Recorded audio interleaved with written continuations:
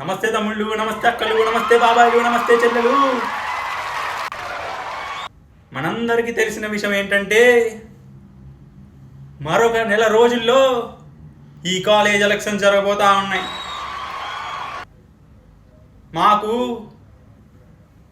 మడమ తిప్పే అలవాటు లేదు, మాట తప్పే అలవాటు లేదు. ఏ పని చెప్తే ఆ పని ఖచ్చితంగా చేసే సంస్కారం ఉందని మిమ్మల్ని ఓట్లేమని నేను అడుగుతా ఉన్నాను.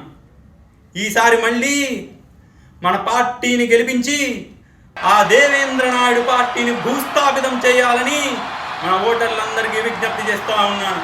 మీ అందరి మీద నమ్మకంతో మళ్ళీ ఈసారి కూడా మన పార్టీనే అధికారంలోకి వస్తుందని నమ్మకంతో సెలవు తీసుకుంటా ఉన్నాను.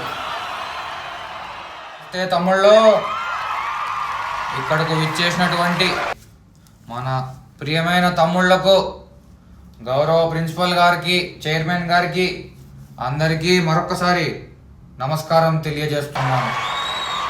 నెక్స్ట్ మంత్ నుంచి మన కాలేజీలో ఎలక్షన్లు జరగబోతూ ఉన్నాయి. ఆ హడావిడి ఇప్పటి నుంచే కనపడతా ఉంది.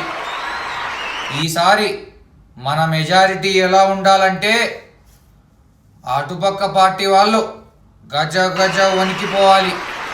ఆ వర్షిత్ శేఖర్ రెడ్డి మన పార్టీ లేకుండా చేస్తాడంట.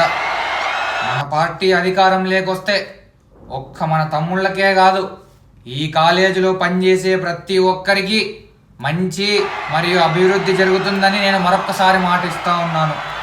అందుకని మీరందరూ మన పార్టీని ఎప్పుడూ లేనంత మెజారిటీగా గెలిపించి ఈ పార్టీ పరువు నిలబెట్టాలని మరొకసారి సభాముఖంగా కోరుకుంటా ఉన్నాను. మన పార్టీని గెలిపించే బాధ్యత ఇక్కడున్న మన తమ్ముళ్ళదే అని మరొకసారి గుర్తు చేస్తూ సెలవు తీసుకుంటా ఉన్నాను.